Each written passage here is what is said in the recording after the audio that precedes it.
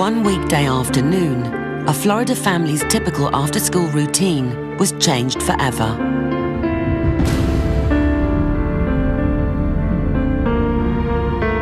This case was even more tragic because it happened in the place where the victim should have felt the most secure. Investigators were baffled. There appeared to be no motive. We had to consider if there was a reason why the perpetrator picked this victim and this location. Now detectives feared that it was only a matter of time before he struck again.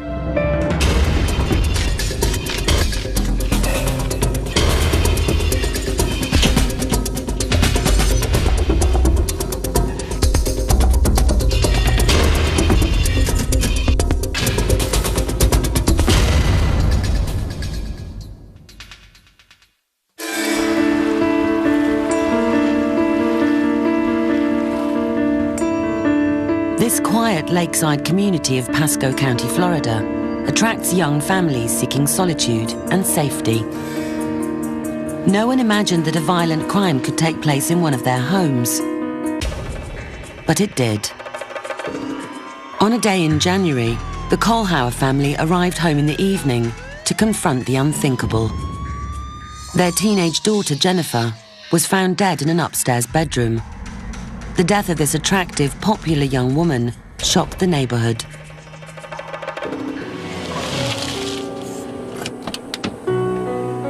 Sergeant Bobby Lightfoot was the first officer on the scene. Jennifer was initially found in this upstairs bedroom by her brother. She was on her right side, her head was up there, her feet down here. She was wearing a shirt and tennis shoes, and it was obvious that she had been stabbed. One clue suggested that the perpetrator had forced his way into the bedroom. As I turned to leave the room, I noticed the door jamb appeared to be forced open as someone had kicked the door to make entry. But there were no signs to suggest that the criminal had forced his way into the house. Who would have wanted this young woman dead, and why? Investigators searched for answers. I noticed a knife on the floor that apparently had blood on it. We collected samples from the body for possible DNA evidence and continued through the house looking for fingerprints and any other physical evidence that we could find. The evidence was taken to the lab for analysis. Meanwhile, investigators turned their attention to the victim herself. Everything they learned suggested she was an unlikely target for murder. Jennifer was a very popular young lady, very studious. She had a lot of ambition, a lot of drive. She was someone that any parent would be very proud of. Investigators retraced her steps on the evening of her death. They learned that Jennifer was last seen jogging in her neighborhood on the afternoon she was killed. The medical examiner's report supplied additional details and a timeline. The autopsy report indicated that the time of death was sometime between approximately 4:30 to 6 p.m. that day. She had been sexually assaulted, strangled. We found a knife at the scene that had blood on it that was determined to have been used. While the lab results told police when and how the victim died, they said nothing about who might have been the murderer. Initially, the DNA and fingerprint evidence that we had collected at the scene did not match anything we had on file at that time. Until there was a suspect profile to compare them to, the clues were worthless. Detectives immediately went to work canvassing the neighborhood. Could the killer be someone living among them? We were looking at any individuals that may have information, any possible suspects. Obviously, your initial thoughts that maybe this person might be in the neighborhood. It could have been a predator, sexual deviant. You didn't know exactly what you were looking for. So we were considering a lot of possibilities. As the investigation got underway, the list of possible suspects continued to grow. Detectives were hoping that other more subtle clues left at the scene could help to narrow the field once they were interpreted. They decided to consult with Special Agent Dale Hinman. As she reviewed the evidence, she was immediately struck by how the crime was carried out. Some crimes appear to be very disorganized and frenzied, while other crimes appear to be committed by an individual who is highly organized. This case really didn't fit into either of the categories. But there were clues that led Hinman to believe they were looking for a predator. This was a very unusual crime for this community. We had to consider that she may be a targeted victim and that other young women in this immediate area might be at risk. Lieutenant James Carpenter and Agent Hinman headed to the Kohlhauer home for a first-hand look at the crime scene. They started by trying to figure out how the offender got into the house. This is the crime scene here. Would the family have normally kept the doors locked during the day? Yeah, we found that the doors and windows were consistently locked. There was no evidence of any kind of illegal entry here. If I look at your crime scene pictures here, I can see that there's a deadbolt lock and all the back doors as well are secure. We're looking at this as though the perpetrator entered through the front door. Would the victim have let people into the home during the day? She was a pretty savvy girl. No, we don't believe she would have. And we're looking at this as a familiar type person. To Hinman, this was a significant clue. Well, then it seems more likely that this is either somebody the victim knew or somebody who fits into this neighborhood, appears to belong in the neighborhood, and she either recognized him or he didn't look unusual to her at all. Another detail in the timeline suggested that the perpetrator might have been stalking his prey. Yeah, we believe this crime occurred between 4 and 6 in the afternoon. What would have been going on in the neighborhood at about that time? Well, there would have been an abundance of activity going on here. People on the street, vehicles up and down, neighbors milling about, all kinds of activity here. This is a very high-risk crime for this offender with all the activity that's in this neighborhood. It sounds like the individual may have been familiar with the family schedule or that he may have been watching her.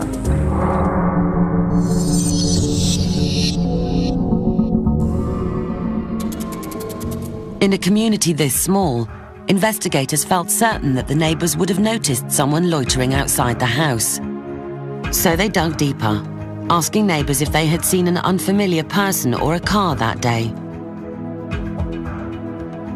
Eventually, a common thread began to emerge. During the neighborhood interview, several of the witnesses brought up the fact that there was a red Corvette parked in the driveway at the neighbor's home for sale. In a neighborhood of mostly family cars, a red sports car would attract attention. Investigators pursued the lead. Well, we started having a lookout posted for all red Corvettes in the Tampa Bay area. We developed about over 100 leads where red Corvettes were stopped and people identified. But for now, the leads didn't pay off. At that point in the investigation, all we had was a description of a red Corvette. It would have been nice to have a partial or complete tag number. Without it, the investigation appeared to have stalled. But not for long. They picked up another lead, one that pointed to an unusual person rather than a car. We discovered a peer of the victim, a neighbor, a young man who lived in the area who had a pretty bad background.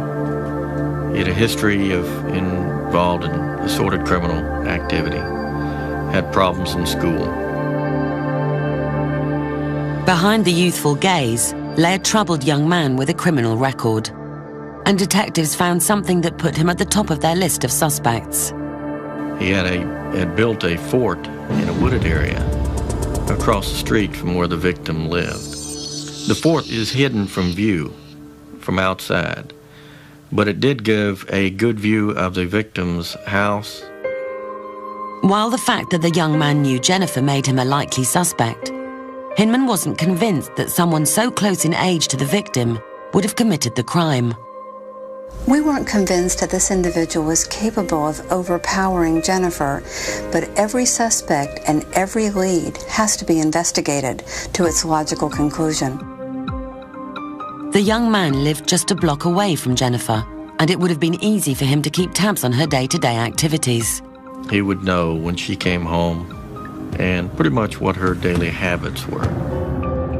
When police questioned the young man's mother about what he had done the day Jennifer was killed, she mentioned something that triggered an alarm. He had taken a shower that evening, which was not normal. She stated that he normally took showers in the morning. Was the suspect's change of routine a sign of guilt, or something else?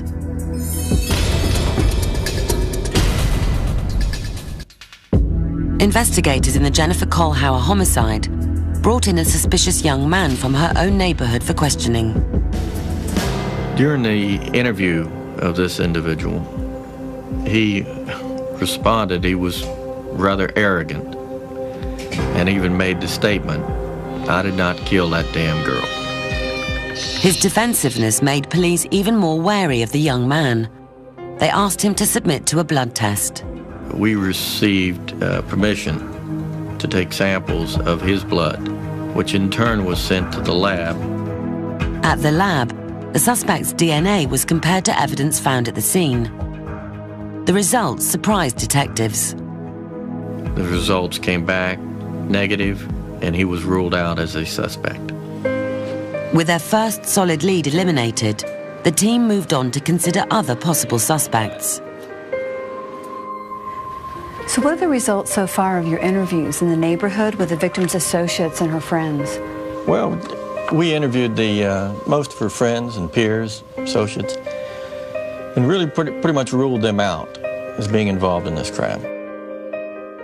Hinman believed it was time to consider the possibility that this crime was committed by a total stranger who somehow didn't appear out of place in the neighborhood. Now that you've eliminated all the people who live in the neighborhood and all the peer group of the victim, the more I think about this case, the more likely it would be that this is an individual who's older than the victim, somebody who's a little more criminally sophisticated, more experienced, somebody who's able to smooth talk their way into this home. Hinman still wanted to know how he ended up in this particular neighborhood, and whether Jennifer was chosen at random. I recall it took us a lot of turns to get to the victim's house. This really isn't near any of the major roads that run through Pasco County. It's kind of off the beaten path here. It's quite a distance from I-75, one of the main highways going through the county. It's away from the populated areas along the coast. Given how far this house is from any major roads, certainly a vehicle is required to commit this crime. And it sounds more like an individual who's just driving around looking for a specific type of victim. Very low crime. Hinman was confident that the killer would turn out to be someone who was usually on the move, a predator who waited for an opportunity to present itself. Once again, police turned their attention to the unidentified red Corvette seen in the neighborhood on the day of the murder. They went back to their original witnesses and spoke to new ones, probing for any small details.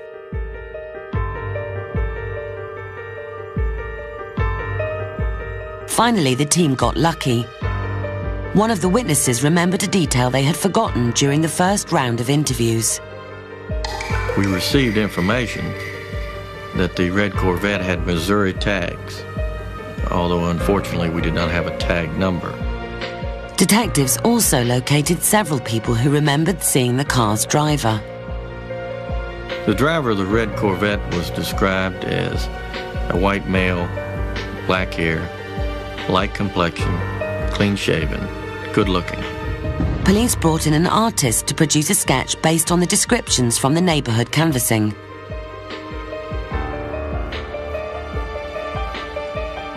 Eventually, a face emerged. Was this the man who killed Jennifer Kohlhauer?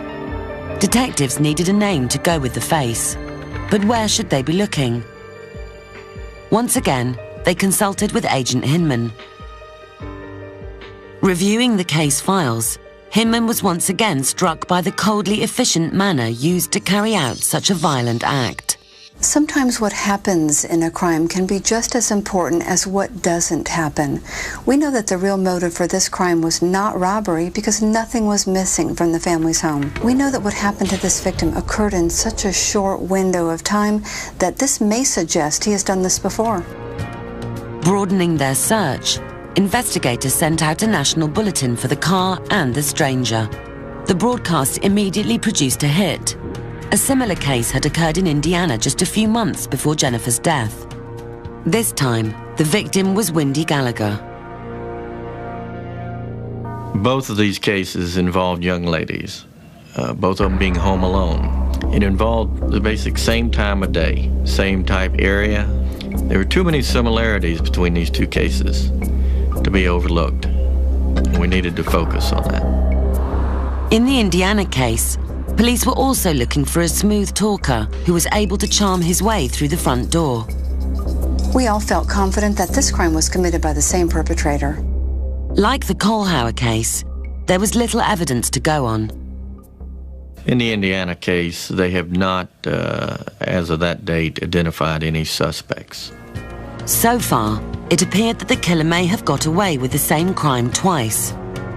Determined to stop him before he struck again, investigators searched anxiously for news of the red Corvette. Before long, they found it, over 1,000 miles away in Texas. We received information that a police officer in Texas was following a red Corvette who he believed was involved in a drug investigation. The Texas officer lost the car in traffic, but not for long. The officer located the car in a motel parking lot, so he went to the front office to get the room number so he could speak to the driver. The policeman approached the motel room door and knocked. When a man opened the door, the officer identified himself. At that time, the suspect in this case pulled out a revolver and shot him 2 times. Backup units responded immediately, but it was too late to save the life of Officer Paul Halsey Jr. The suspect fled on foot from the motel, ended up at a restaurant, where in turn he took a cab from that location.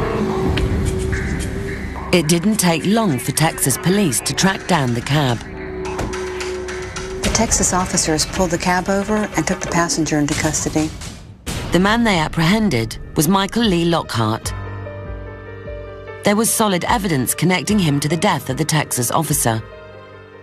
But would they find anything linking him to the murders of Jennifer Kohlhauer and Wendy Gallagher?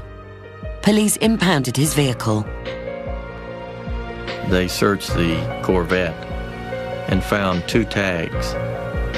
The Florida tag that was on the vehicle at the time and a Missouri tag that was inside the vehicle.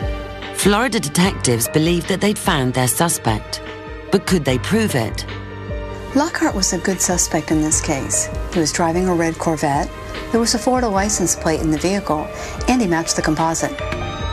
The police requested a DNA sample from Lockhart, and he submitted to a blood test. When Lockhart's DNA was compared to the DNA found at the house of Jennifer Kohlhauer, it was a match.